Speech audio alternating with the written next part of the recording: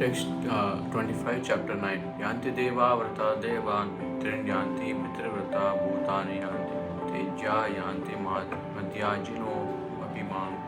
Yanti go deva vrata, worshippers of demigods, devan to the demigods, pitrin to the ancestors, yanti go pitrivrata, worshippers of the ancestors, bhutani to the ghosts and spirits, yanti go bhuteja, worshippers of ghosts and spirits. Yanti go my yajina, devotees api, but mam unto me. Those who worship the demigods will take birth among the demigods, and those who worship the ancestors go to the ancestors. Those who worship ghosts and spirits will take birth among such beings, and those who worship me will live with me. Purport: if one has any desire to go to the moon, the sun, or any other planet, one can attain the desired destination by following specific Vedic principles recommended for that purpose, such as the process technically known as Darsha Purnamasa. These are vividly described in the fruitive activities portion of the Vedas, which recommends a specific worship of demigods situated on different heavenly planets. Similarly, one can attain the Pita planets by performing a specific yajna. Similarly, one can go to many ghostly planets and become a Yaksha, Raksha, or Pishacha. Pishacha worship is called black arts or black magic. There are many men who practice this black art. They think that it is spiritualism, but such activities are completely materialistic. Similarly, a pure devotee who worships the Supreme Personality of Godhead only achieves the planets of Vaikuntha and Krishna Loka without a doubt. It is very easy to understand through this important verse that if by simply worshipping the demigods one can achieve the heavenly planets, or by worshipping the Pitas achieve the Pita planets, or by practicing the black arts achieve the ghostly planets, why can the pure devotee not achieve the planet of Krishna or Vishnu? Unfortunately, many people have no information of these sublime planets where Krishna and Vishnu live, and because they do not know of them, they fall down. Even the impulseless fall down from the Brahmajyoti of the Krishna consciousness movement is therefore distributing sublime information to the entire human society, to the effect that by simply chanting the Hare Krishna mantra, one can become perfect in this life and go back home, back to Godhead. Patram pushpam phalam toyam yo me bhaktya prayachati tadaham bhakti uparatam ashnami prayatatmana. Patram a leaf, pushpam a flower, phalam a fruit, toyam a water. Yah whoever unto me bhaktya with devotion prayachati offers, that I bhakti uparatam offered in devotion ashnami accept prayatatmana from one in pure consciousness. Translation: if one offers me with love and devotion a leaf, a flower, a fruit or water, I will accept it. Purport: for the intelligent person, it is essential to be in Krishna consciousness, engaged in the transcendental loving service of the Lord in order to achieve a permanent blissful abode for eternal happiness. The process of achieving such a marvelous result is very easy and can be attempted even by the poorest of the poor without any kind of qualification. The only qualification required in this connection is to be a pure devotee of the Lord. It does not matter what one is or where one is situated. The process is so easy that even a leaf or a little water or fruit can be offered to the Supreme Lord in genuine love, and the Lord will be pleased to accept it. No one therefore can be barred from Krishna consciousness because it is so easy and universal. Who is such a fool that he does not want to be Krishna conscious by this simple method and thus attain the highest perfection in life of eternity, bliss and knowledge? Krishna wants only loving service and nothing more. Krishna accepts even a little flower from his pure devotee. He does not want any kind of offering from a neophyte devotee. He is not in need of anything from anyone because he is self-sufficient, and yet he accepts the offering of his devotee in an exchange of love and affection. To develop Krishna consciousness is the highest perfection of life. Bhakti is mentioned twice in this verse in order to declare more emphatically that bhakti or devotional service is the only means to approach Krishna. No other conditions such as becoming a brahmana, a learned scholar, a very rich man or a great philosopher can induce Krishna to accept some offering. Without the basic principle of bhakti, nothing can induce the Lord to agree to accept anything from anyone. Bhakti is never causal. The process is eternal. It is direct action in service to the absolute whole. Here Lord Krishna, having established that he is the only enjoyer, the primeval Lord and the real object of all sacrificial offerings, reveals what type of sacrifices he desires to be offered. If one wishes to engage in devotional service to the Supreme in order to be purified and to reach the goal of life, the transcendental loving service of God, then one should find out what the Lord desires of him. One who loves Krishna will give him whatever he wants, and he avoids offering anything which is undesirable or unasked. Thus, meat, fish and eggs should not be offered to Krishna. If he desired such things as offerings, he would have said so.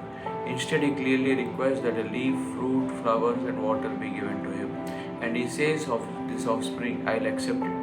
Therefore, we should understand that he will not accept meat, fish, and eggs. Vegetables, grains, fruits, milk, and water are the proper foods for human beings and are described by Lord Krishna himself. Whatever else we may eat cannot be offered to him, since he will not accept it. Thus, we cannot be acting on the level of loving devotion if we offer such foods. In the third chapter, verse 13, Shri Krishna explains that only the remains of sacrifice are purified and fit for consumption by those who are seeking advancement in life and release from the clutches of material entanglement. Those who do not make an offering of their food, he says in the same verse, are eating only sin. In other words, their every mouthful is simply deepening their involvement in the complexities of material nature. But preparing nice, simple vegetable dishes, offering them before the picture of deity of Lord Krishna, and bowing down and praying for him to accept such a humble offering and enable one to advance steadily in life, to purify the body and to create fine brain tissues which will lead to clear thinking.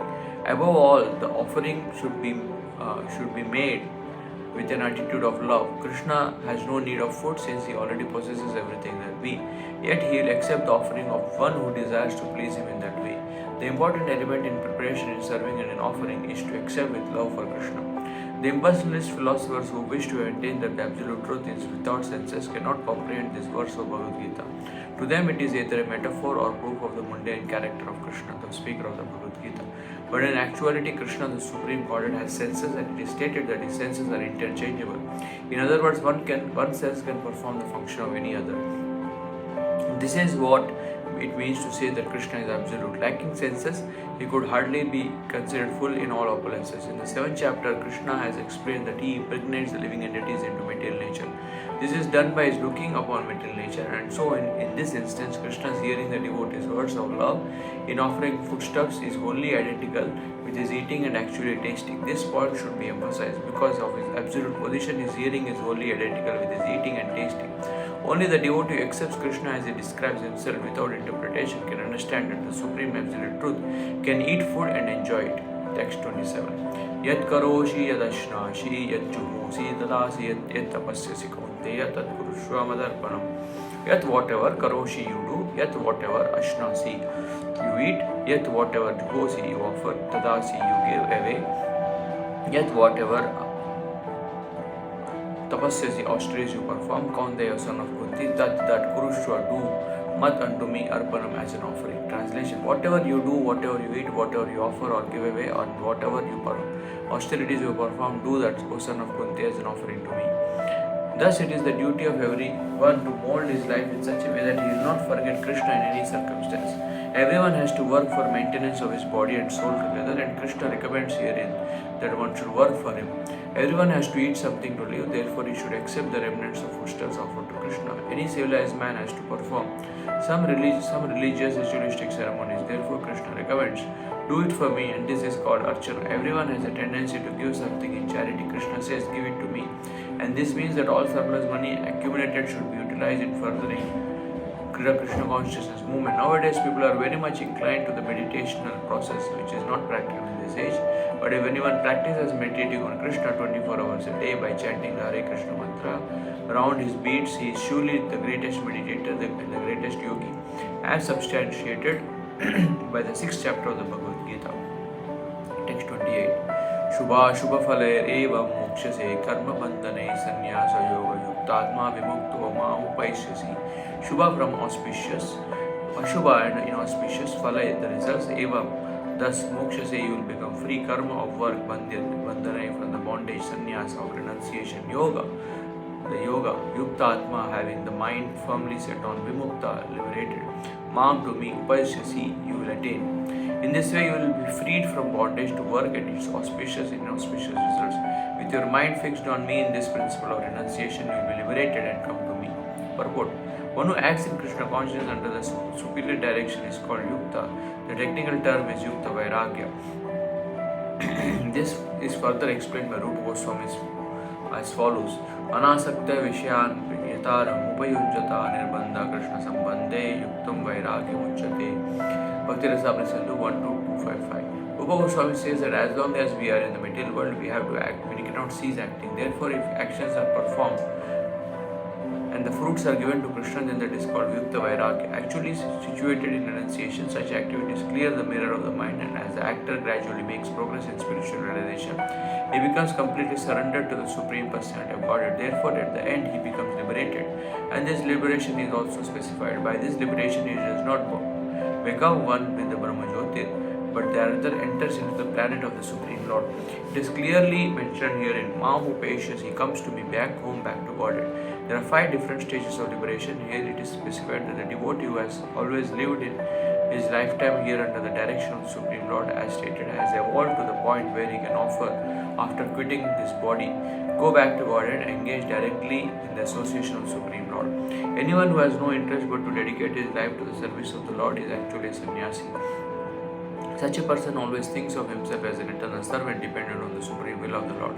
As such, whatever he does it for the benefit of the Lord. Whatever action he performs it as a service to the Lord. He does not give serious attention to the fruitive activities or prescribed duties mentioned in the Vedas. For ordinary persons, it is obligatory to execute the prescribed duties mentioned in the Vedas, but although a pure devotee who is completely engaged in the service of the Lord may sometimes appear to go against the prescribed Vedic duties, actually it is not so. It is said, therefore, by Vaishnava authorities that even the most intelligent person cannot understand the plans and activities of a pure devotee. The exact words are Tan Ravakya Kriya Mudra Vignehana Ujaya. Chaitanya Charitamrita Madhya 2339. The person who is thus always engaged in the service of the Lord, or always thinking and planning how to serve the Lord, is to be considered completely liberated at present, and in the future is going back home, back to God. It is guaranteed. He is above all materialistic criticism, just as Krishna is above all criticism. Text 29. Samoham sarvabhuteshu name dvishtosti na priya ye bhajanti tu mam bhaktya mayi te teshu chapyaham. Samah, equally disposed. Aham, I, sarvabhuteshu, all living entities. No one. May, to me, dveshya, hateful. Asti, is. Na, nor. Priya, dear. Ye, those who bhajanti, render transcendental service to, but mam, unto me. Bhaktya, in devotion. Mai, are in me. They, such persons, teshu, in them, cha, and Teshu, in them, cha, and abhisatili aham. Translation: I envy no one, nor am I partial to anyone. I am equal to all, but whoever renders service unto me in devotion as a friend is in me, and I am also friend to him. One may question here that if Krishna is equal to everyone and no one is his special friend, then why does he take a special interest in the devotee who are always engaged in his transcendental service? But this is not discrimination, it is natural. Any man in this material world may be very charitably disposed, yet he has a special interest in his own children. The Lord claims that every living entity in whatever form is his son, and so he provides everyone with a generous supply of the necessities of life. He is just like a cloud which pours rain all over regardless of whether it falls on rock or land or water. But for his devotees, he gives specific attention. Such devotees are mentioned here. They are always in Krishna consciousness, and therefore they are always transcendently situated. In Krishna, the very phrase Krishna consciousness suggests that those who are in such consciousness are living transcendentally situated in him. The Lord says here distinctly, Maite, they are in me. Naturally, as a result, the Lord is also in them. This is reciprocal. This also explains the words Yev Yatam Ma Prapadyante Tam Sataiva Vajamyam. Whoever surrenders unto me proportionally, I take care of him. This transcendental reciprocation exists because both the Lord and the devotee are conscious. When a diamond is set in a golden ring, it looks very nice. The gold is glorified, and at the same time, diamond is glorified. The Lord and the living entity eternally glitter. And when a living entity becomes inclined to the service of the Supreme Lord, he looks like gold. The Lord is the diamond, so this combination is very nice. Living entities in a pure state are called devotees. The Supreme Lord becomes a devotee of his devotees. If a reciprocal relationship is not present between the devotee and the Lord, then there is no personalist philosophy. In the impersonal philosophy, there is no reciprocation between the Supreme and the living entity, but in the personalist philosophy, there is. The example is often given that the Lord is like a desire tree, and whatever one wants from this desire tree, the Lord supplies. But here the explanation is more complete. The Lord is here stated to be partial to the devotees. This is the manifestation of the Lord's special mercy to the devotees. The Lord's reciprocation should not be considered to be under the law of karma. It belongs to the transcendental situation in which the Lord and his devotees function. Devotion service to the Lord is not an activity of this material world. It is part of the spiritual world. Where eternity, bliss and knowledge predominate. Text 30. Abhiche suduracharo bhajate vamananyavak sadureva samantavya samyak vavasito hi saha. Api, even, chet, if, suduchara, one committing the most abominable actions. Bhajate is engaged in devotional service. Mam unto me. Ananya bhag, without deviation. Sadhu, a saint. Eva, certainly. Saha, he. Mantavya is to be considered. Samyak, completely. Gavasita, situated in determination. He, certainly. Saha, he. Even if one commits the most abominable action, if he is engaged in devotional service, is to be considered saintly because he is properly situated in his determination. Purport. The word Sudurachara used in this verse is very significant and we should understand it properly. When a living entity is conditioned, he has two kinds of activities. One is conditional and the other is constitutional. As for protecting the body or abiding by the rules of society and state, certainly there are different activities. And even for the devotees in connection with the conditional life, and such activities are called conditional, because besides this, the living entity is fully conscious of his spiritual nature and is engaged in Krishna consciousness or the devotional service of the Lord. As activities which are called transcendental, such activities are performed in his constitutional position and they are technically called devotional service. Now, in the conditioned state, sometimes devotional service and conditional service in relation to the body will parallel one another.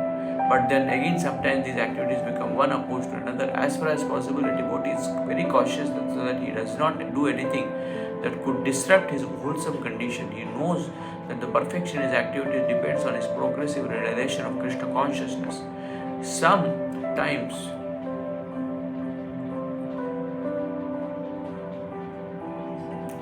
Sometimes, however, it may seem that a person in Krishna consciousness may commit some act which may be taken as most abominable socially or politically. But such a temporary fall down does not disqualify him. In the Srimad Bhagavatam, it is stated that if a person falls down but is wholeheartedly engaged in transcendental service of the Supreme Lord, the Lord, being situated within his heart, purifies him and excuses him from that abomination.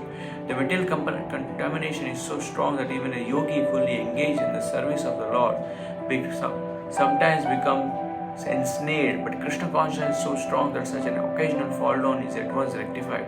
Therefore, the process of devotional service is always a success.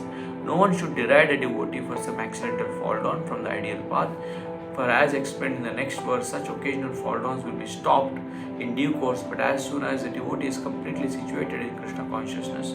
Therefore, a person who is situated in Krishna consciousness is engaged in determination in the process of chanting Hare Krishna, Krishna Krishna, Hare Hare, Hare Rama, Rama Rama, Hare Hare. Should be considered to be in the transcendental position, even by chance or accident. He is found to have fallen. The word Sadhur Eva is saintly are very emphatic. They are a warning to the non-devotees that because of an accidental fall down, devotee should not be derided. He should still be considered saintly even if he has accidentally fallen down. And the word Mantavya is still more emphatic. If one does not follow this rule and derides a devotee for his accidental fall down, then one is disobeying the order of the Supreme Lord. The only qualification of a devotee is to be unflinchingly and exclusively engaged in devotional service.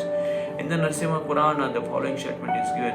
Bhagavati Chaharavananya Cheta Vrisham Malino Api Virajate Manusha Nahisha Kalusha Chavi Kadachit Timira Bhavatam Upayati Chandra. The meaning is that even when one is fully engaged in devotional service of the Lord, is sometimes found engaged in abominable activities. These activities should be considered to be like the spots that resemble the mark of a rabbit on the moon.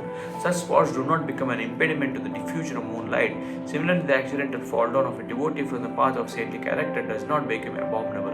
On the other hand, one should not misunderstand that a devotee in transcendental devotional service can act in all kinds of abominable ways. This verse only refers to an accident due to the strong power of material connections. Devotional service is more or less a declaration of war against the illusory energy. As long as one is not strong enough to fight the illusory energy, there may be accidental fall downs. But when one is strong enough, he is no longer subjected to such fall downs, as previously explained. No one should take advantage of this verse and commit nonsense and think that he is still a devotee. If he does not improve in his character by devotional service, then it is to be understood that he is not a high devotee.